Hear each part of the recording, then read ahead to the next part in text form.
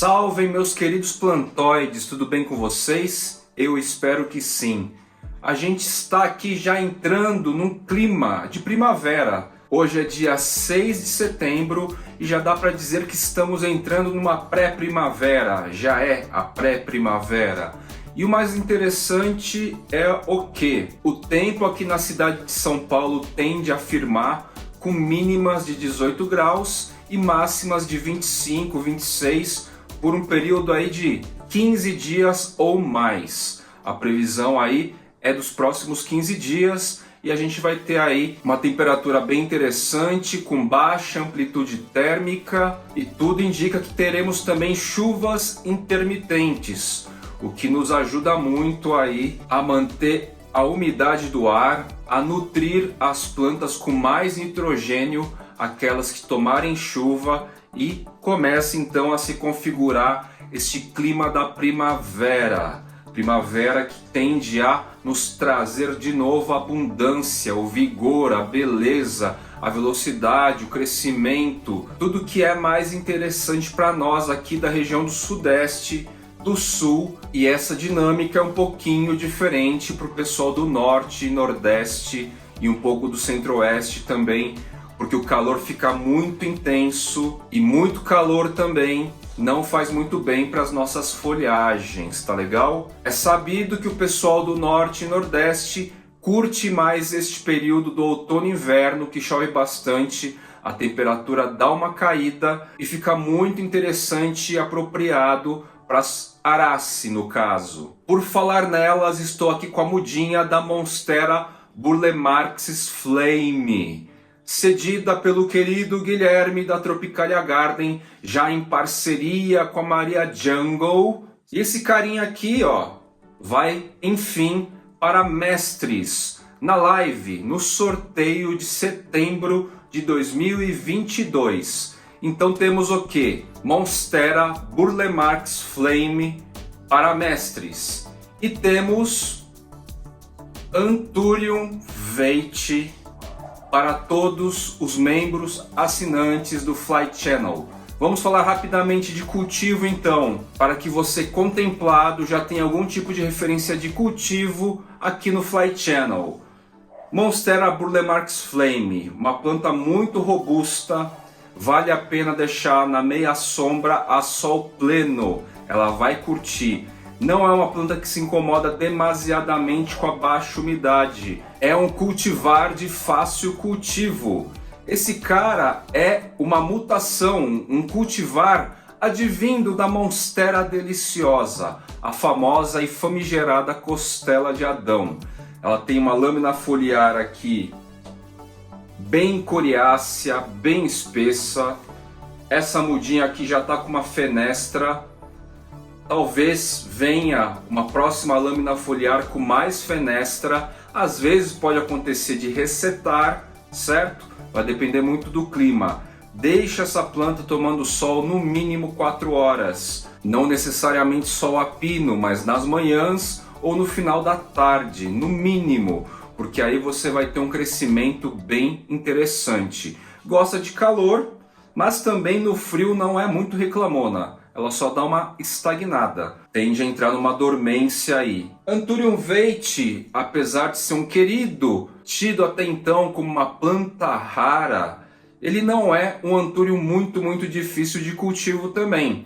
Vai ser legal dar uma borrifada nas folhagens todos os dias, certo? Ou manter o umidificador por perto, mas não chega a ser um dos Anthurium mais reclamões, mais sofredores nas questões de baixa umidade, tá legal? Ambos os casos aqui merecem um substrato fibroso, leve, com bastante matéria orgânica. Se conseguir trazer a representação da serrapilheira, ideal, mais aqueles insumos conhecidos como casca de pinos, chips de coco, carvão, perlita, vermiculita, turfa, casca de arroz carbonizado, tudo serve para esses carinhas aqui. Anthurium Veit, de preferência, deixe na sombra clara, extremamente clara, ou até uma meia sombra.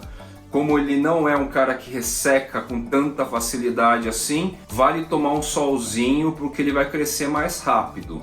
tá? Para Monstera Burle Marx Flame, o sol é altamente recomendável. Nenhuma dessas duas espécies aqui sofreram demais com a amplitude térmica que ocorreu agora em outono e no inverno deste ano em São Paulo, com uma variação de 20 graus em questão de 12 horas. É muita coisa. Até 10 graus de variação as plantas sentiriam menos, as mais sensíveis.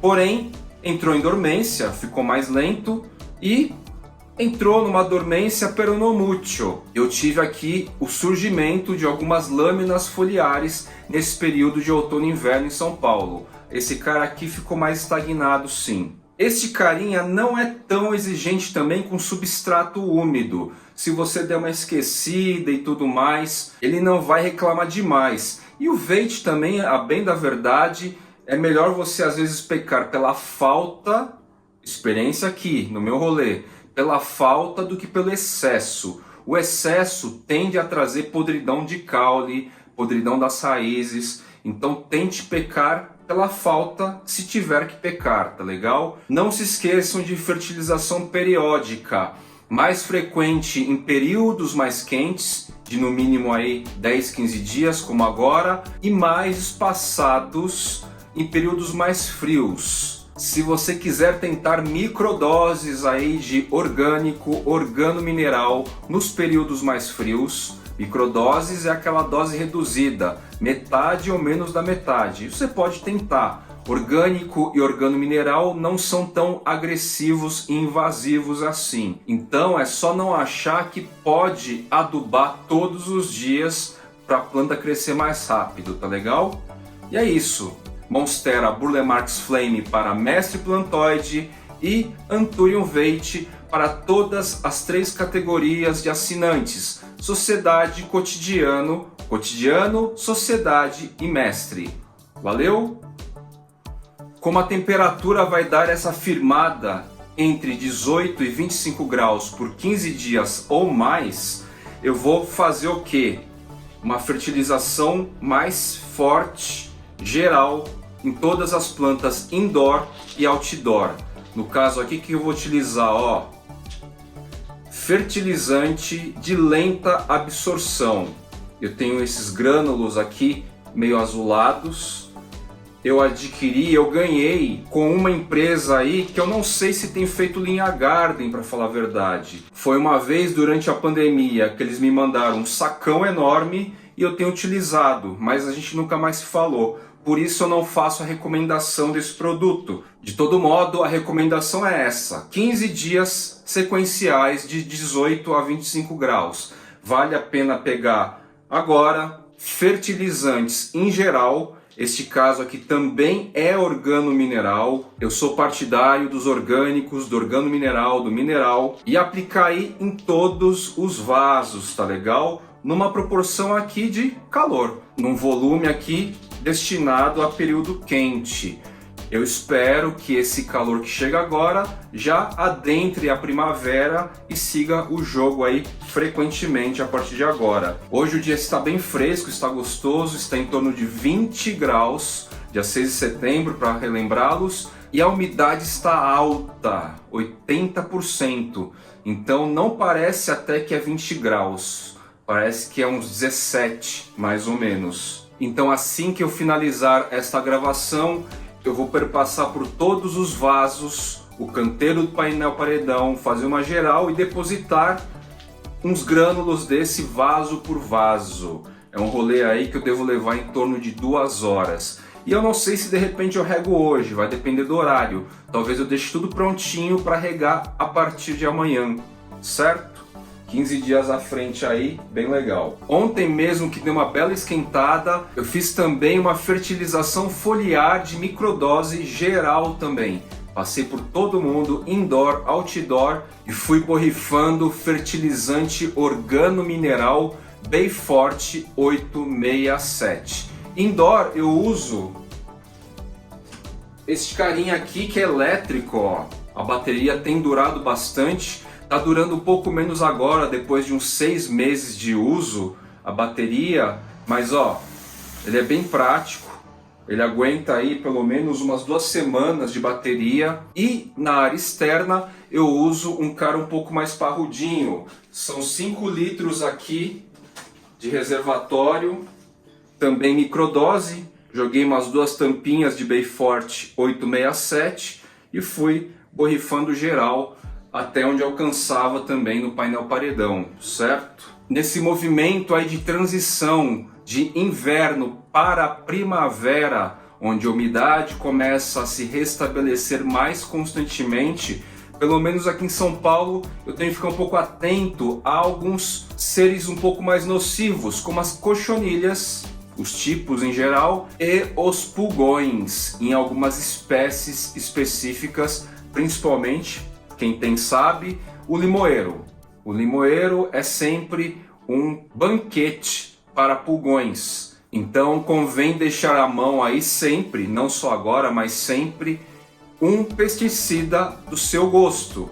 O meu você já sabe qual que é o BioGreen, orgânico, e tem sido muito efetivo por longos períodos aí. Com essa chuva mais frequente, essa umidade mais alta, é como se a gente conseguisse naturalmente trazer os contextos das caixas de estufas em relação à umidade para o ambiente aberto aqui. É isso que a gente vê acontecer na real assim. Ou melhor dizendo, as caixas de estufas são microclimas que se chove todos os dias praticamente. Essa é a relação real lá dentro. E o calor não demasiado, de 18 a 25 graus, é bárbaro assim, é fantástico, é fenomenal também em termos de temperatura, a se comparar com a média do habitat original dessas espécies aqui que eu costumo mostrar para vocês. Uma ou outra é de um clima um pouco mais quente, uma ou outra é de uma temperatura um pouco mais amena constante, de 16 graus, mas no geral vão curtir este contexto, esta média de 18 a 25 graus. Então todas essas variáveis que passam a se estabelecer supostamente a partir de hoje, 6 de setembro, vão se perpetuar e vão gerar a condição mais bacana para a galera aqui em São Paulo, no Sudeste. E aí alguns indivíduos que estiverem já maiores nas caixas estufas, eu posso começar a tirar e plantar em vasos maiores também, e possivelmente a planta vai conseguir se desenvolver e se fortalecer no contexto aberto. Então, muito possivelmente nos episódios à frente aí, a gente vai ver esses replantes. Durante o outono e o inverno, vocês viram eu colocar planta para dentro das caixas estufas, e parte do conteúdo aí, a partir de agora, é tirar das caixas estufas, repotar, colocar em potes mais interessantes, maiores, e deixar todas essas plantas do lado de fora, principalmente aquelas que estiverem mais desenvolvidas. Essa pré-primavera também, barra primavera, nos apontam para outro rolê interessante aqui nosso. A gente vai poder fazer cortes, mudas, fazer podas, fazer estaquias com muito mais tranquilidade. E feito essas estaquias, a gente vai poder deixar na água, a gente vai poder deixar em estufas caseiras, terrário aquário, e a incidência de perda vai ser menor. Se o ambiente externo aqui fica semelhante, com mais frequência, ao contexto de uma caixa estufa, eu não vou precisar delas. Elas são altamente eficientes para enraizamento. No ambiente aberto, com essas qualidades, a gente vai ter também enraizamento fora. Então, por exemplo, o Philodendron SP ou o Philodendron Af Bernardopasi, que está aqui, ó, chegou no alto inverno, vamos dizer assim. Ele não sinalizou ainda nenhum ponto de raiz interessante aqui, tá? Zero, nada. Está se hidratando porque está na água, certo? A hidratação ocorre realmente por aqui. Não sei nem se essas raízes aqui estão com eficiência, ok? Mas como o período não está muito propício e possivelmente essa espécie gosta de muito calor, ela está hibernando aqui, ela está em dormência. Com esse calorzinho que se estabelece agora, constantemente ela volta a acordar e a gente vai ver liberação aqui de pontos de enraizamento efetivos. que cumprem a função de captação de água, nutrientes, etc.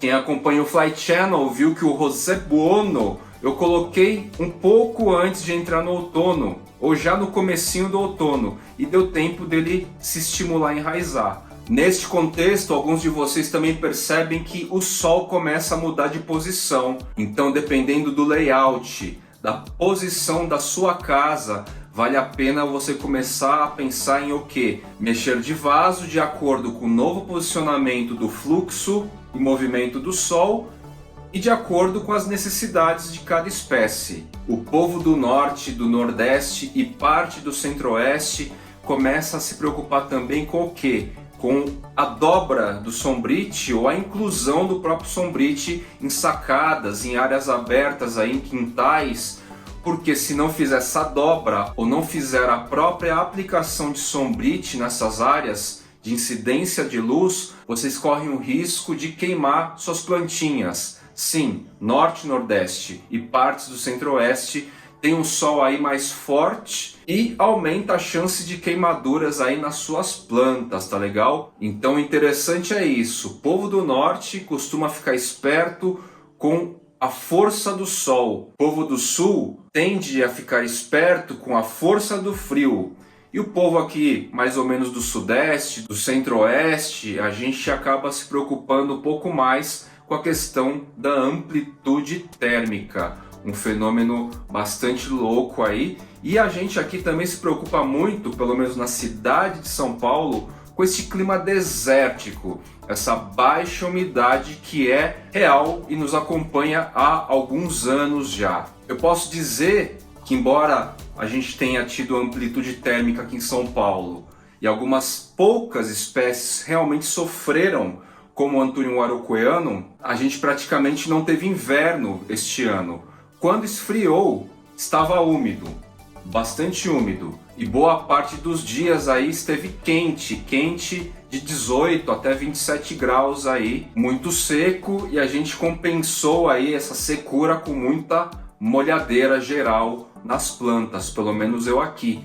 Então, inflorescência, novas lâminas foliares, crescimento dos indivíduos foi uma ocorrência real e não teve-se aquela sensação de que as plantas ficaram muito mais feias no período, que é bastante comum, as plantas ficarem feias. Dá para dizer aí que 20% ficou feia aqui no meu rolê e 80% se manteve meio que num padrão visual de beleza de épocas de primavera e verão. E esta é mais uma característica do período. As plantas ficam sim mais bonitas, mais vistosas, mais vigorosas no período. Estamos falando das folhagens de florestas úmidas, certo? E aí que neste episódio então foi mais um pouco de teoria, uma preparação aí para que vocês possam se movimentar em relação ao novo período que se aproxima, a primavera, a tão querida primavera para as nossas plantas. E eu tô indo lá agora, ó, jogar grãozinhos geral na casa toda praticamente, tá legal? Vou ficando por aqui, meus queridos plantoides, e até o próximo episódio do Jardineiros Urbanos por Fly.